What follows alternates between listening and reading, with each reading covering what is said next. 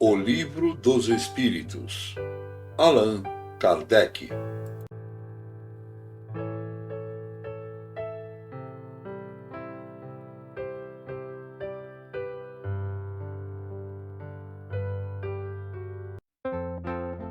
Introdução ao estudo da doutrina espírita. 7. A ciência e o espiritismo. A oposição das corporações científicas é, para muita gente, senão uma prova, pelo menos uma forte presunção contrária. Não somos dos que levantam a voz contra os sábios, pois não queremos dar motivo a nos chamarem de estouvados. Temos-los, pelo contrário, em grande estima e ficaríamos muito honrados se fôssemos contados entre eles. Entretanto, sua opinião não poderia representar, em todas as circunstâncias, um julgamento irrevogável. Quando a ciência sai da observação material dos fatos e trata de apreciá-los e explicá-los, abre-se para os cientistas o campo das conjecturas. Cada um constrói o seu sistemazinho que deseja fazer prevalecer e sustenta encarecidamente. Não vemos diariamente as opiniões mais contraditórias serem preconizadas e rejeitadas, repelidas como erros absurdos e depois proclamadas como verdades incontestáveis.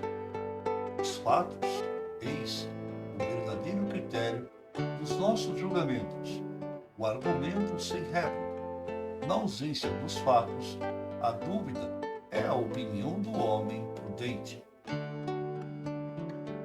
No tocante às coisas evidentes, a opinião dos sábios é justamente digna de fé, porque eles as conhecem mais e melhor que o vulgo. Mas no tocante a princípios novos, a coisas desconhecidas à sua maneira de ver, não é mais do que hipotética, porque eles não são mais livres de preconceitos que os outros.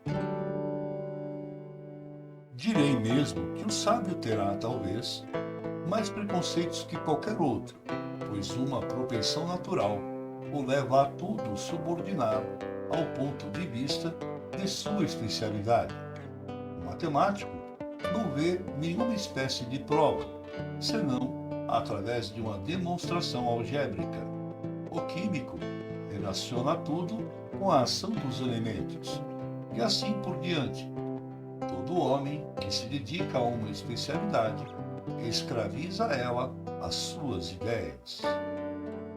Afastai-o do assunto e ele quase sempre se confundirá, porque deseja tudo submeter ao seu modo de ver. É esta uma consequência da fragilidade humana. Consultarei, portanto, de bom grado e com absoluta confiança, um químico sobre uma questão de análise, um físico sobre a força elétrica, um mecânico sobre a força motriz, mas eles me permitirão, sem que isto afete a estima que lhes devo por sua especialização, que não tenha em melhor conta a sua opinião negativa sobre o espiritismo do que a de um arquiteto sobre questões de música. As ciências comuns se apoiam nas propriedades da matéria, que pode ser experimentada e manipulada à vontade. Os fenômenos espíritas se apoiam na ação de inteligências que têm vontade própria e nos provam a todo instante não estarem submetidas ao nosso capricho. As observações, portanto, não podem ser feitas da mesma maneira num e noutro caso. No espiritismo, elas requerem condições especiais e outra maneira de encará-las. Querer sujeitá-las aos processos ordinários de investigação seria estabelecer analogias que não existem. A ciência propriamente dita, como ciência, é incompetente para se pronunciar sobre a questão do espiritismo. Não lhe cabe ocupar-se do assunto e seu pronunciamento a respeito, qualquer que seja, favorável ou não, nenhum peso teria. O espiritismo é o resultado de uma convicção pessoal que os sábios podem ter como indivíduos, independente de sua condição de sábios. Querer, porém, deferir a questão à ciência seria o mesmo que entregar a uma assembleia de físicos ou astrônomos a solução do problema da existência da alma. Com efeito, o Espiritismo repousa inteiramente sobre a existência da alma e o seu estado após a morte. Ora, é supinamente ilógico pensar que um homem deve ser grande psicólogo pelo simples fato de ser grande matemático ou grande anatomista. O anatomista, dissecando o corpo humano, procura a alma e, por que não a encontra com o seu bisturi, como se encontrasse um nervo, ou porque não a vê ebolar-se como um gás, conclui que ela não existe. Isto em razão de colocar-se num ponto de vista exclusivamente material, segue-se daí que ele esteja com a razão contra a opinião universal? Não.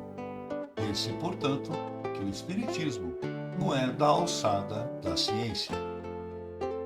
Quando as crenças espíritas estiverem vulgarizadas, quando tiverem aceitas pelas massas, o que a julgar pela rapidez com que se propagam, não estaria muito longe.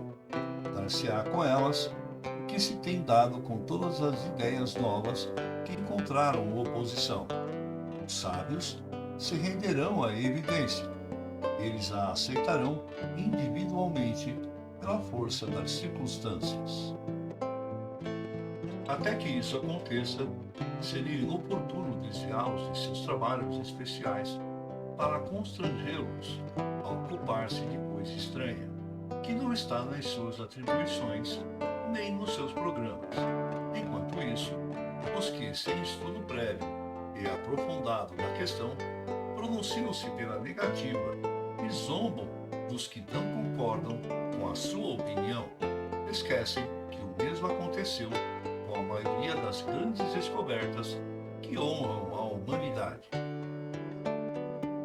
Arriscam-se a ver os seus nomes aumentando a lista dos ilustres negadores das ideias novas, inscritos ao lado dos membros da douta Assembleia, que em 1752 recebeu com estrondosa gargalhada o relatório de Franklin sobre os para-raios, julgando-o indigno de figurar entre as comunicações da pauta e daquela outra que fez a França perder as vantagens da navegação a vapor, ao declarar o sistema de Fulton um sonho impraticável. Não obstante, eram questões da alçada da ciência.